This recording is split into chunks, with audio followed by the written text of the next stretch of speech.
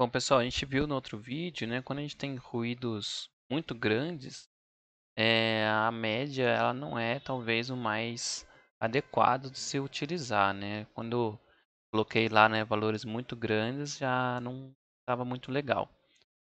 E aí, então, o que, que a gente pode utilizar, né? Vamos para um exemplo aqui. Imagina que você tenha lá em mãos, né, os valores que são muito altos, como tinha no exemplo lá.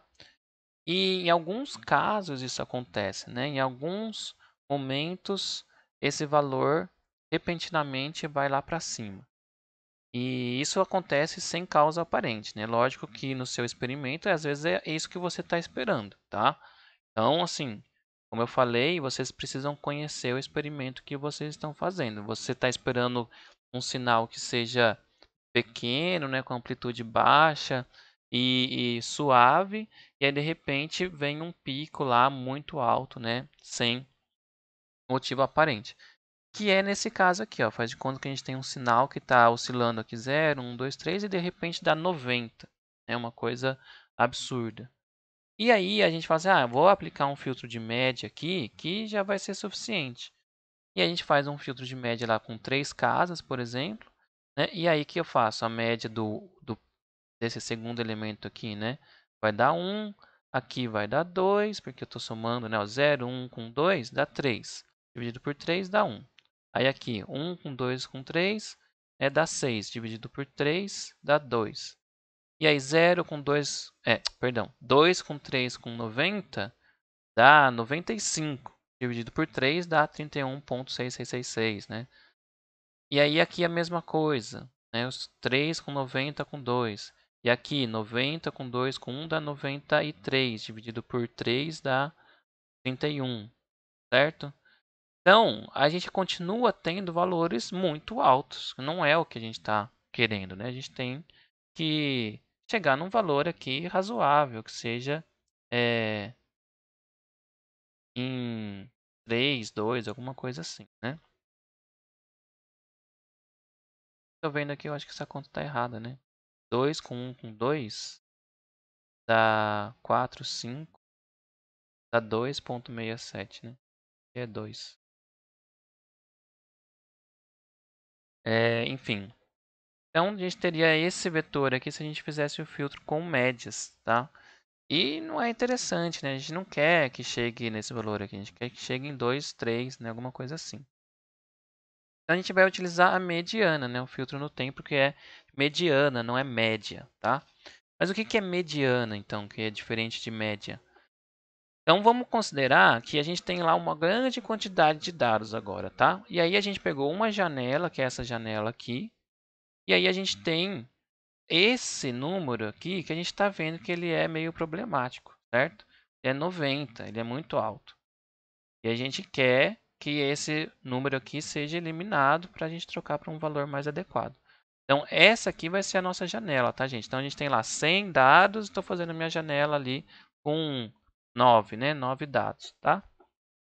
E aí esse cara é problemático e eu vou pegar justamente nele a janela. Eu vou centralizar a minha janela nele e vou pegar os valores que estão do lado dele. E aí vou pegar esse vetor e vou colocar em ordem.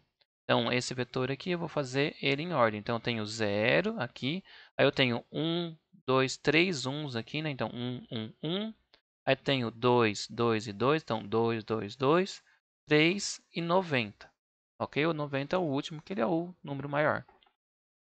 E aí, qual que é o meu número que está no meio agora? É o 2, né? Aqui eu tenho 4 elementos. E aqui para o fim eu tenho mais 4 elementos. Eu tenho o 2 no meio do meu vetor. Ok? Então, o elemento do meio é a mediana. E aí, o que, que eu faço? Eu pego a mediana e substituo o 90, né, por 2. Substituo pela mediana. Então, o valor 2 é a mediana desse vetor x aqui. E aí, a gente substitui esse valor problemático por 2, que é o valor da mediana. E aí, a gente fica com esse vetor, né, muito melhor, né, do que aquele vetor que a gente fez aqui com um filtro de média. Ok? Muito mais parecido com o que a gente espera, né? Beleza. Mas o que é o valor problemático? O que é esse valor problemático? Esse caso que a gente fez aqui é o 90, certo? Porque a gente observou justamente essa disparidade entre esse valor muito grande em relação aos outros dados ali que a gente aquisitou, certo? Mas essa disparidade ali, ela acaba sendo difícil de ver imagina, você tem uma coleta de você tem um vetor de 1000 dados.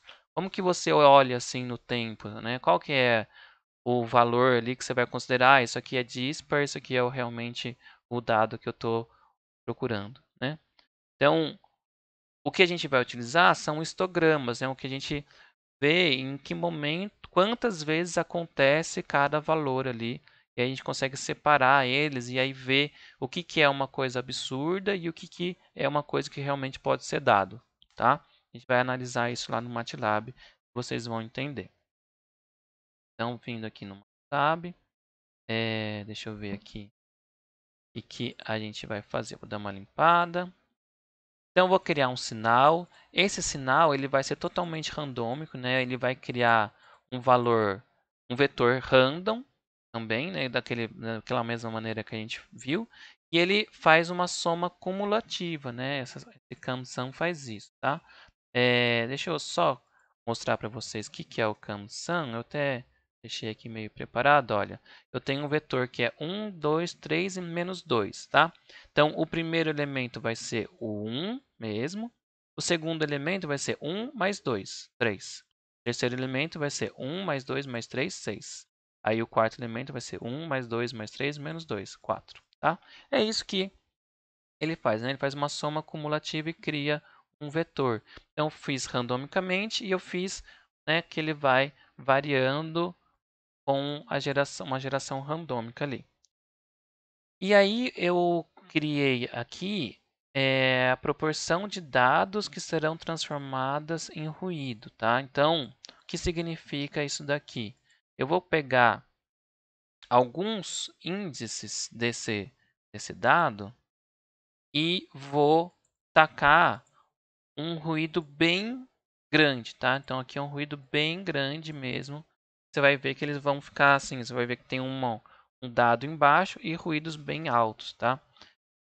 Deixa eu ver se tá plotado tudo junto aqui, como eu fiz, tá?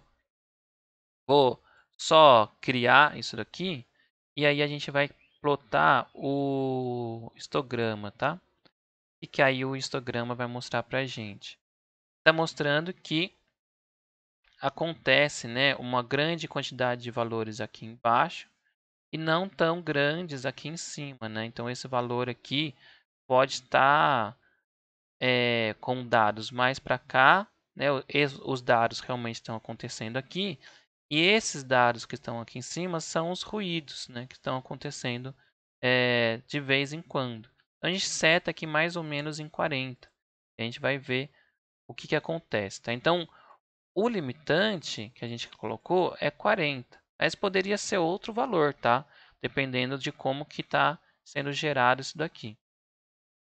E aí eu vou encontrar quais são os pontos em que acontecem essa transposição do limite de 40, que aí eu vou falar assim, olha, esse ponto é problemático, esse ponto é problemático, e eu quero aplicar os filtros, né, para esses pontos específicos, ok? Então é isso que a gente faz aqui.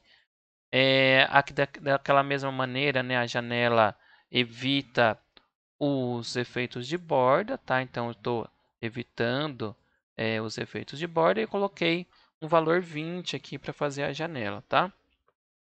Então vou rodar de novo tudo, né? O histograma vai mudar, mas a gente vai observar ele lá de novo. Aqui ele ficou mais claro, né? Antes ele estava meio misturado, né? Que depende de como que ele gera os dados lá. Putz, pior que eu apaguei, né? Queria fazer com aquele lá meio bagunçado para ver o que aconteceu. Foi azar. Esse aqui é um pouco mais bagunçado, né? Então veja que a gente botou aqui em 40 e aqui em 40 ainda acontece algumas coisas, né? Aparece bastante 40. Então você poderia falar assim, olha, o meu threshold na real é aqui em 55, né? Alguma coisa assim. E aí isso depende da decisão que você toma, né? Então, olha, aparece aqui mais em 55 e já é 50 e pouco. Então, depende do que é o seu dado, né? Como que ele está se comportando. Às vezes não vale a pena você colocar no 40, tá? Então, com aquele 40 lá, eu fiz olhando. Quando eu fiz o teste a primeira vez, né? Tinha dado aquela bem separado. Mas nesse caso aqui, ele poderia ser, né? 50, por exemplo, tá? 50 já seria um valor legal e ele faria o filtro, tá? Então, vou rodar aqui de novo. Mas o que acontece? O vermelho aqui, olha, é o dado filtrado. E o azul, onde acontecem esses picos absurdos, né, eles são os dados que tem ruído, que é o dado original lá que a gente adicionou o ruído. Então, em alguns pontos acontecem esse ruído, né, absurdo, e aí a gente considerou uma média, né, uma mediana nesses pontos. Então vamos aproximar bem aqui, ó, o vermelho que aconteceu, ó. O vermelho ele não vai lá para cima, tá?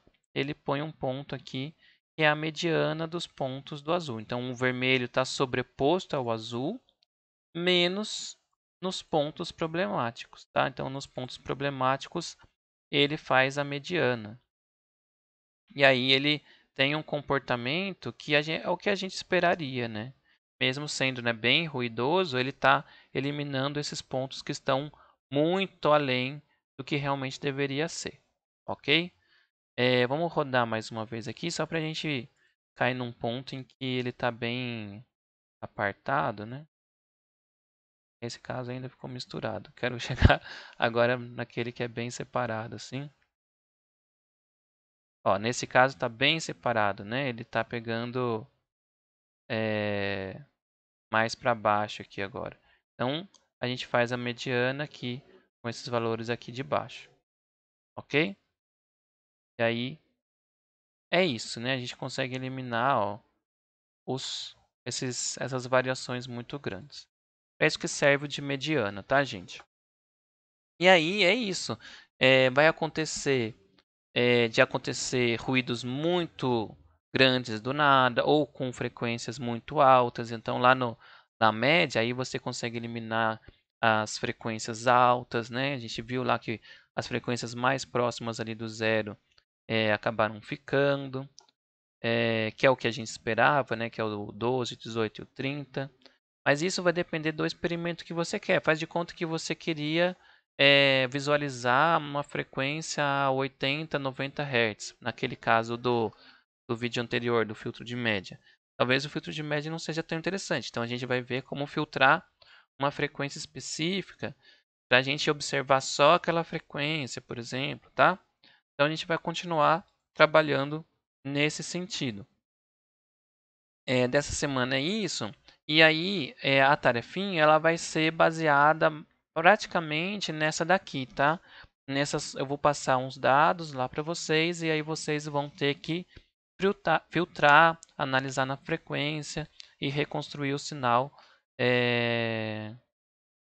que eu vou dar como entrada lá para vocês. Então, aí vocês podem aproveitar todo o código que eu estou passando aqui para vocês para fazer o trabalho para entrega, tá? Que vai ser a prática 2.